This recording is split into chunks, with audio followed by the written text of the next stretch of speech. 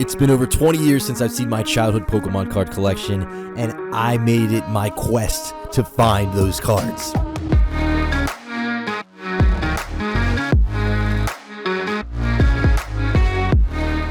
I decided to visit my parents and search the basement, high and low, in every corner, nook, and cranny to find those cards. They have a lot of stuff in their basement. A lot of it is probably my crap from when I was a kid. This stuff definitely piles up over the years, but that doesn't matter. We're gonna find them today.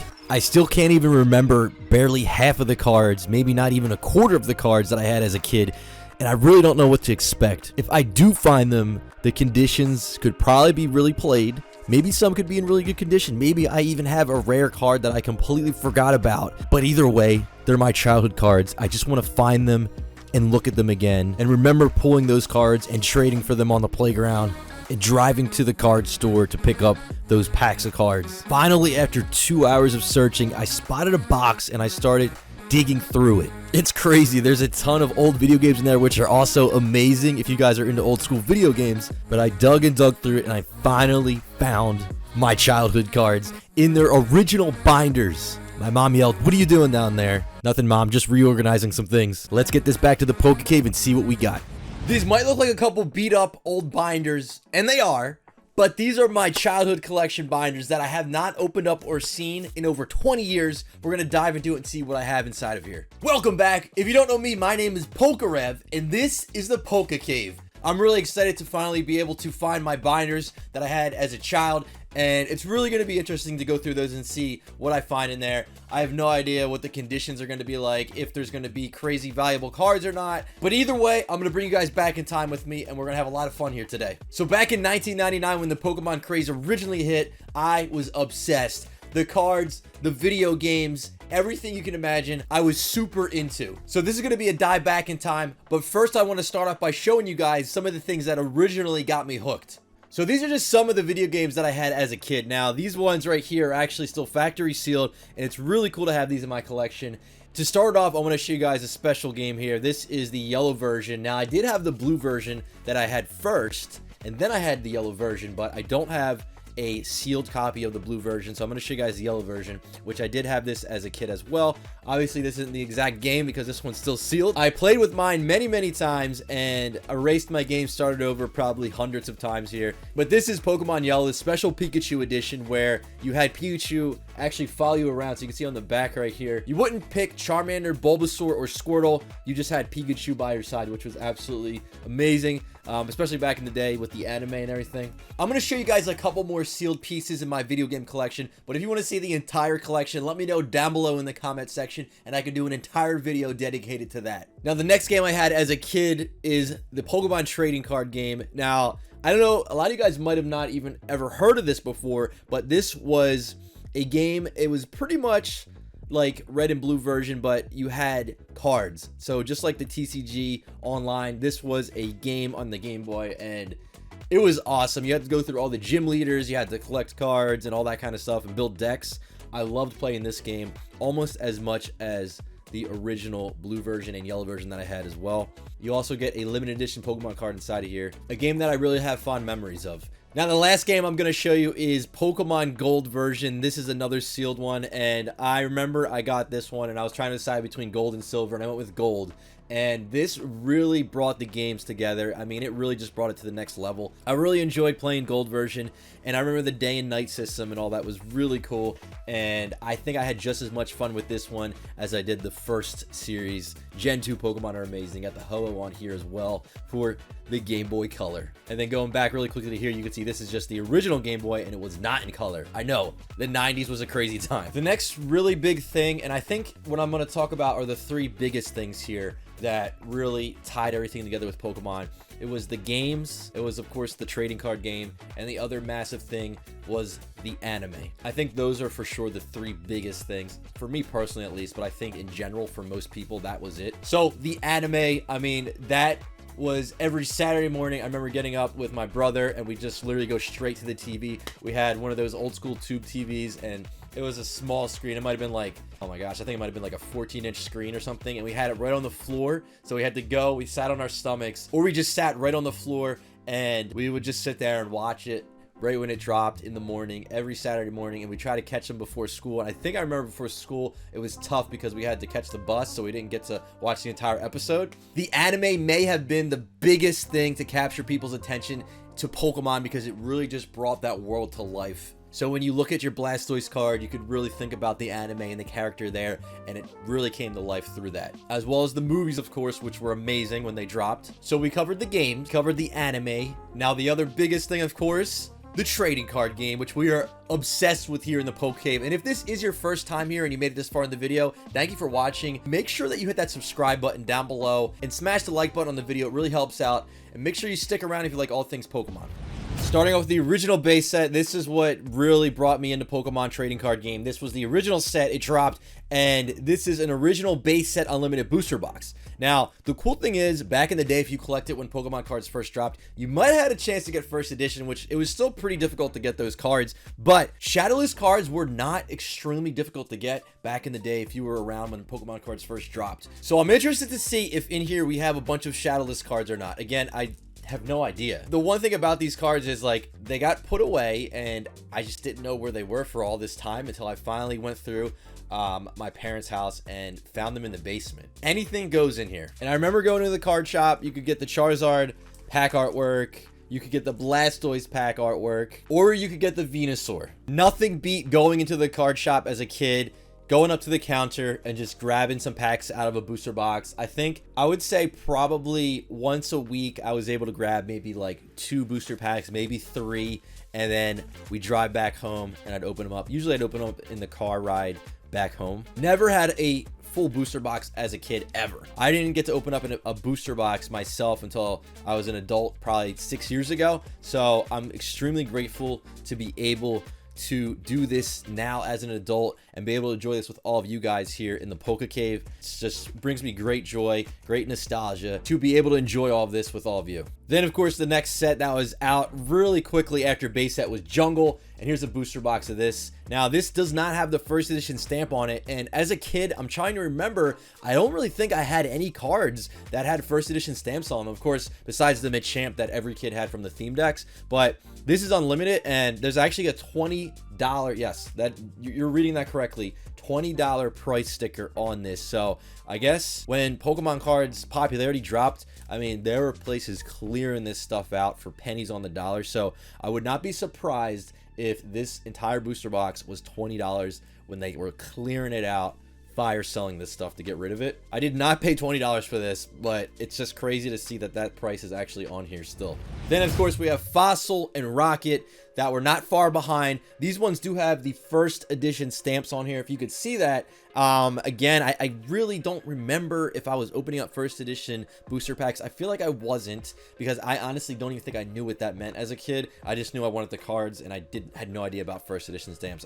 I really feel like I didn't know about that. But back then, information was a lot different to come by. It was about talking to kids at the school playground. There wasn't really internet to go to. I mean, there was, but it was not like anything like it is now. And getting that information was way different back in the day. It's hard to remember if I collected base set 2 that much. I feel like I definitely probably have some base set 2 cards. I'm not 100% sure, but this was basically a reprint of the first 3 sets, and it's called base set 2, and it was not that popular, but I feel like I probably have some of those cards, and I just can't remember. Now, another thing is Japanese cards back in the day. You might be picking these up because the English versions of a lot of these sets were difficult to find, especially when a set was dropped and during the peak of the Pokemon hype in 1999 and 2000. So Rocket, Japanese.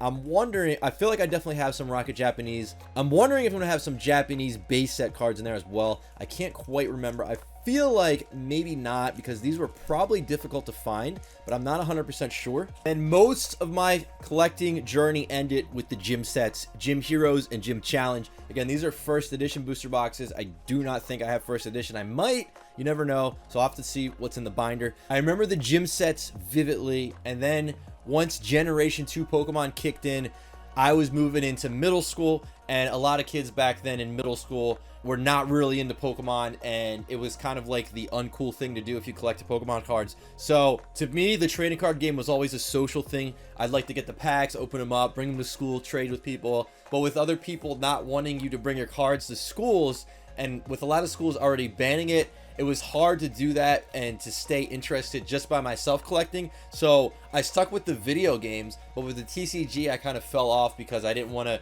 you know, bring it to school and be like, hey, I collect Pokemon. What's up, everybody? And like, no, it's just, it was tough until I picked back up in my early 20s. But the cool thing is the Neo sets for me are like some of the coolest nostalgia to see in trading card games, because I played the games like you guys saw, the gold version and all that, and I didn't really get a chance to pick up the cards. So like seeing those cards and learning about all of those from the Neo era was probably the coolest era to experience for the first time, because I had that attachment to the Gen 2 Pokemon.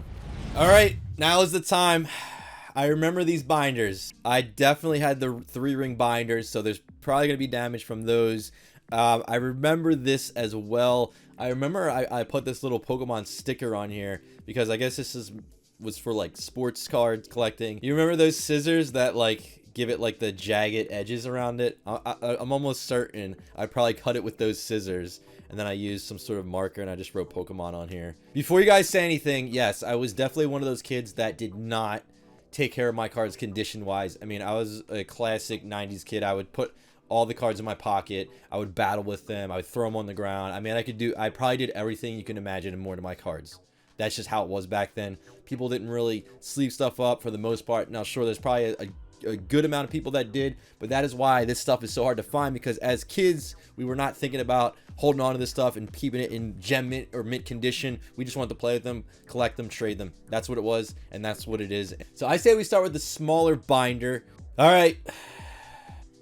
Okay. I was a little organized. Okay. I have Vulpix in the base 2 set, so I was right. I did have base 2 cards. Then I have Vulpix in base unlimited. This is not Shadowless, but here we go. This one's Shadowless. I'll get to that one in a second. Here's another Vulpix in the Japanese base, so I did have base set. Now I'm looking for errors or anything like that. It does have the rarity symbol down there. If you look at base Japanese cards, you want to see sometimes if there is a symbol missing for the rarity slot, that would make it a no rarity card. That'd be crazy to find. Looks like I have fire type Pokemon here. So here's Ponyta, and as you can see, the conditions without even, I'll take it out. You can already see like this is a PSA 1. That's how I took care of the cards. Like I clearly just folded it in half, didn't care. But also the other thing is I am one of 5 brothers. My 4 younger brothers 100% got their hands on these cards when I was done with them, when I grew out of it. And I remember vividly they would play a game, who could throw the Pokemon card the furthest. It's true. They played the game. And you know what? It was probably a ton of fun. And I'd play it again if I was a kid. All right, next page. Ooh, there's Charmander. What is this doing in here? Okay. And this. Interesting. So we have a Rapidash from Jungle. We have a Magmar from base set. And remember, I'm looking through these as well again for error cards or any kind of like things that stand out that aren't 100% normal, that are hard to find. Now we have a Black Star promo. You can see this is clearly from the E-Series 2002, and this Groudon EX as well, which is also a Black Star promo. And this one's from 2003, so I definitely know for sure I did not collect these. So I'm thinking my brothers might have actually added these in over the years. So we'll have to see if there is any other cards from different eras in here. It'd be interesting to see. Charmander, the classic from base set. We got to take this one out, man. This is my original Charmander. Baby Rev's original Charmander. Man, that is so cool. Articuno from Fossil with some nice creases going down it as well. I might even grade some of these, honestly. Like, leave a comment. Should I grade my original base set Charmander? Like, honestly, I don't care what it grades. I just would like to have it as, like, knowing that that's my first original base set Charmander. I think that'd be really cool. Let's keep going here. We got more Goldeen. Goldeen. Plenty of base 2, man. I have 1, 2, 3 base 2 Goldeens and a jungle Goldeen there. We got some Staryus, a lot of base 2. Okay, interesting. So base 2 Staryus and Seekings. Okay, so there's definitely some double sleeve action going on here. I think it's just this one, this slot up here that has the double sleeve going on. So let's see. Oh, and it's a Goldeen. And there's our Seeking over there as well. Oh, dude, okay. I wasn't expecting that. We got a Black Star Entei. Wow, dude, I do not remember getting this as a kid either. See, this could be something that my brothers put in. I don't remember it. There's a chance that I could have got this card, but I don't remember. All right, moving on. Oh, dude. Okay, let's go. Yo. Oh, I remember this. Wait. Did I pull this as a kid? Dude, let's go. A Dark Blastoise. And again, you guys might be like, dude, like the quality's, the condition's so bad. I don't care. And then we have Shadowless Staryus as well. So just a couple of them casually sitting in there. Again, like if you were around when it first dropped, Shadowless was kind of everywhere. Base 2. Ooh, yo, Gyarados Shadowless. Let's go. Maybe this is why I have an obsession with Gyarados, because I pulled this as a kid. That is amazing. These are probably some of the worst condition cards that you guys are ever going to see here on the channel. My childhood collection.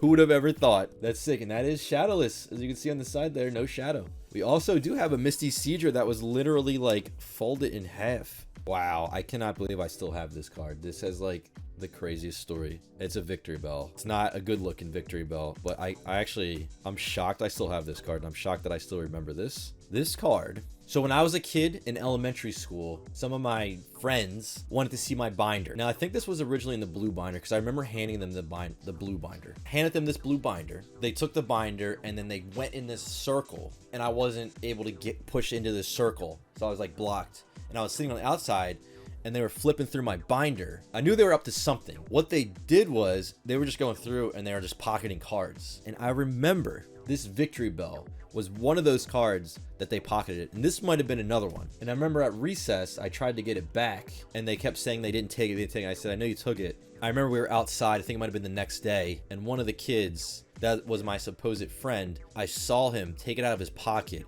and he threw it, and the wind picked it up. It was floating away or flying away in the wind, and I remember he was like, oh, there's your card. And I'm just standing there like, okay, I'm not dumb. And it's so crazy that I still have this card. So I got my card back and this is it. And that's the reason that it has like such crazy damage, because I think he literally shoved it in his pocket and then pulled it back out. And I feel like maybe this was one of them as well, because it almost looks like it's folded really badly, like this one. But that's the story of my Victory Bell. But yeah, more Japanese cards. So I mean, again, like Japanese stuff was easier to find. So gym Japanese sets, we got a Venonat, and then a bunch more grass type Pokemon down here as well. Moving in, we got some Rocket down here, and again, I don't see any first edition stuff. So, and a lot of my hollows are gone. I definitely had a lot more hollows. So unless they're in this binder, but let's keep going. Some of these are double sleeved up here, so more Glooms. Okay, we got a Dark Vileplume Unlimited. Let's check out this card. This is my best one of my better condition cards. Honestly, it is. It's still probably like a 5 or 4 PSA graded, but ooh, it's got a swirl. But check it out, ladies and gentlemen. We got 3 Bulbasaur. 2 of them are Shadowless, another one from base set 2. And here we have our Weedle. This is a Shadowless one from base set. And then we have 2 base set 2s. You can see the coloring on the Shadowless is so much better than the base 2. It looks so washed out. And another Shadowless Weedle right behind it. All right, moving on here. We have a Nidorino Shadowless as well. We got some Execute from Jungle, a bunch of them. We got Rocket. There's some Grimers up here. And then the last page, we have a bunch of Rocket Ekans. All right, now we're going to move on to the blue binder. I remember this binder. It's crazy. It's such an old binder, and it's so beat up. But let's see what's inside of here. Page 1. All right. We have base 2, Jungle, Rocket. We even have some base Shadowless down there, Kakuna. No hollows on the front page, but got some double-sleeved cards here. Mankey, Diglett. Okay. So left side of the page, we have a Mewtwo from base set. I remember this card. I actually think I traded. Oh man, I can't remember. I feel like there's a slight chance that I might have traded a Charizard for this. I cannot remember. Or somebody wanted to trade me for the Mewtwo. I can't remember though. But either way, I have this Mewtwo, and I know it was from when I was a kid because I remember having it. And that is the regular base unlimited non-Shadowless. Just such a big selection of cards in here. Got an Eevee from Jungle there as well. And there we go. Okay, so up here we have an Aerodactyl from Fossil, and that is a very beat up Aerodactyl. It'd be like a 1 at best. Also a Rocket Charmander up here. That's really cool as well. Drowsy, and then we got a base unlimited Drowsy there. Ooh, nice. I always like this Cubone artwork. So we just have a nice selection here of a bunch of different sets. Jungle. There's a Shadowless Rattata right here as well. Now we have all these Jinx here, and I definitely like, see, I didn't differentiate these. Like, this is clearly a base 2 card, and here's a Shadowless base set card as well, but the artworks look pretty similar to me, so I don't think, like, I wasn't big on the, like, I really didn't know about the variants and stuff. Again, just a kid, like, enjoying the artwork and collecting and having fun with it. And we keep moving here. We got some Rocket cards again, just everything's sort of mixed up. There's a nice Eevee up there. Oh, it looks like we're getting to the end of this almost. Oh, okay, there we go. A Rocket Magneton. This card is sick. I think every card, almost every card has a crease. This is ridiculous. Or just like bent. I don't know how. We got that really nice swirl there, though. That's cool. And then we do have a Black Star Pikachu. Alright, and oh, okay, there's a bunch of cards just shoved. Is that Magic? Okay, let's, and Yu-Gi-Oh! Just randomly shoved in here. Let me see these Magic cards. I'm pretty clueless with Magic, guys, just so you know. Like, I have very limited knowledge, and I collected it for a couple months as a kid. I literally have no idea. If anybody wants to leave a comment, if any of these cards are, like, rare or anything like that, I'm gonna assume a giant cockroach probably isn't, unless it's some sort of, like, super rare variant, or, like, I don't know, but this is what I have. I think this is the first time I'm ever showing Magic cards on the channel. Oh, okay, moving into Yu-Gi-Oh now. Soul Exchange. Alright. And then we're back to Pokemon. Energy Retrieval from Fossil. And then we're back to Yu-Gi-Oh! This is crazy. This is madness. Psyduck from Rocket. Now we're back again. Bruh. Okay, then just the Joker card. Oh, we got a Mystical Elf back here? Okay. Dude, not bad, not bad. I think there's some Pokemon in this, too. Alright, we got some Yu-Gi-Oh! Let's go. The Giant Rat. Change of Heart.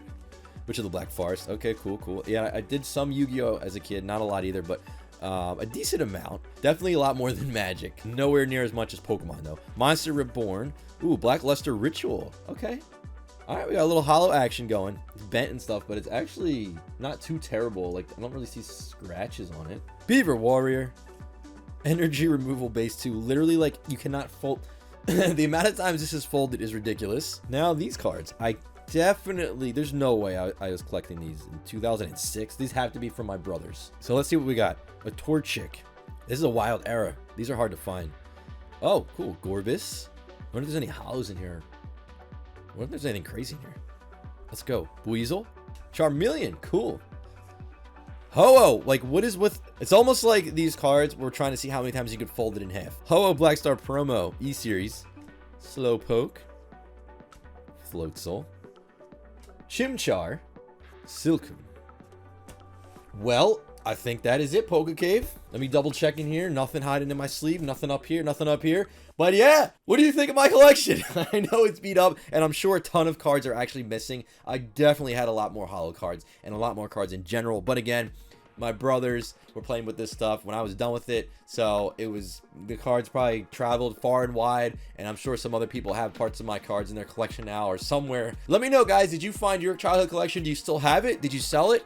Let me know in the comments down below. Make sure you guys subscribe to the channel again if this is your first time here and you made it through the whole video. I really appreciate it. That is going to do it. I hope you guys have a great day, and I will see you on the next one.